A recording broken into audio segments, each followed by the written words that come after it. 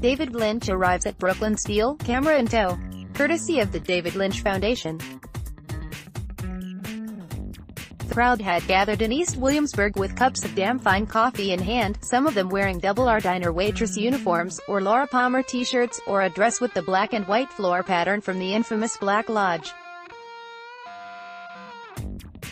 They had come for a glimpse of David Lynch in person, but this being a David Lynch event, it wasn't as simple as that.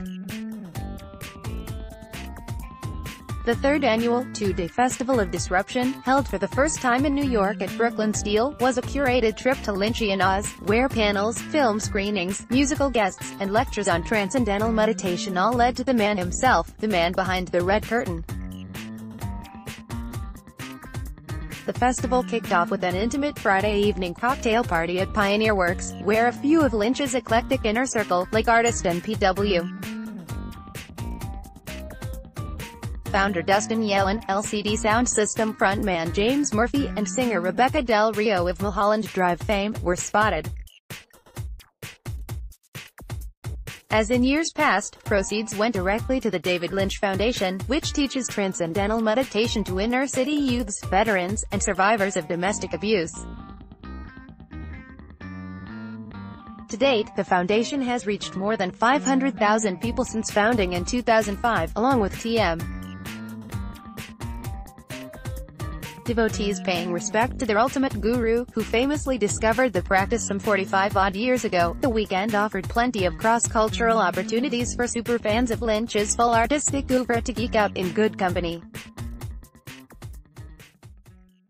As for the programming, that was less about meditation, a Blue Velvet reunion, performances by Animal Collective and Au Revoir Simone, fresh off their cameo in Twin Peaks: The Return. Eric Martin, one of the festival's producers, explained earlier in the week that Lynch acts as the curator in the truest sense of the word.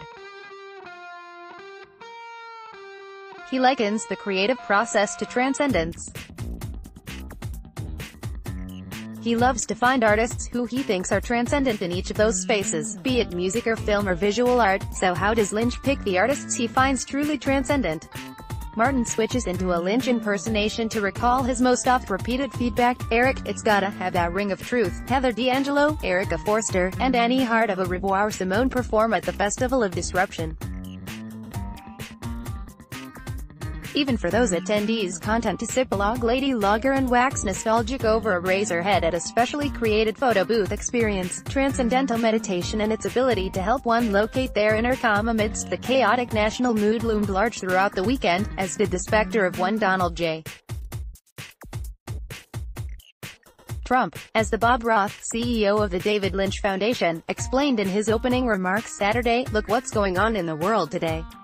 Constant upheaval, constant disruptions. And we often don't have any control over what's going on outside. It can be a nightmare.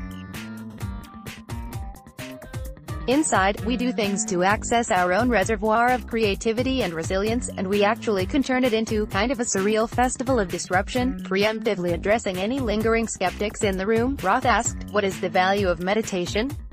Is it just sort of some hippy-dippy thing that's good for people on the Upper East Side and really doesn't have any relevance to real-world stuff?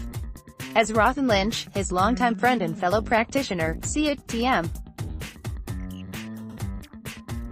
holds the power to disrupt narrowness of thinking, prejudice, and bias. Brian Koppelman, co-creator of Showtime's Billions, joined Roth for the first panel of the festival and recalled with genuine enthusiasm how TM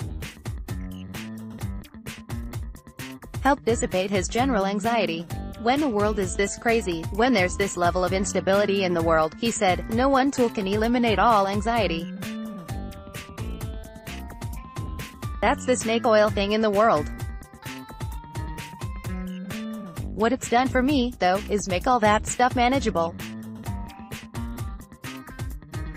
It allows me to sleep better. But the Festival of Disruption wasn't all about using meditation to escape the world's darkness.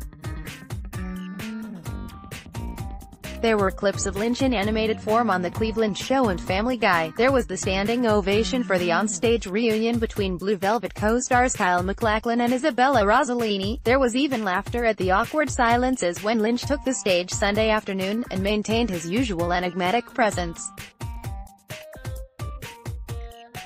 for Lynch's sit-down with Paul Holden Graeber, director of New York Public Library's public programming. All cell phones were placed in locked bags, the ultimate move in mindfulness. Mere minutes into the conversation, Lynch declared with childlike glee, "I've loved tobacco since I was 5 years old."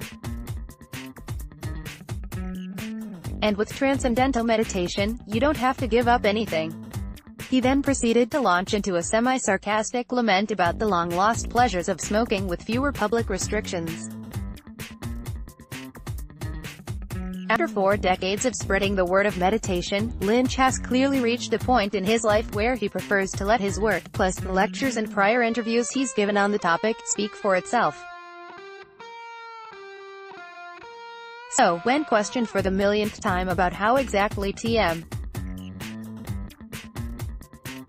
has informed his artistic practice, Lynch did the only thing he could do. He played it cool, thus insinuating that if you, too, aspire to be as boundlessly creative and radiant as he remains after all these years, it's in your best interest to start going after what he termed the big enchilada, or the deepest level of inner consciousness, now.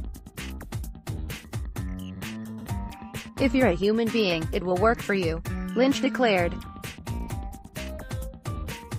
Yet for all his pragmatic, Midwestern matter-of-factness, the particles in the air shifted ever so mysteriously as he added, "A beautiful, beautiful future is in store for all of us. It just needs to be unfolded." Get Vanity Fair's cocktail hour or essential brief on culture, the news, and more. And it's on the house.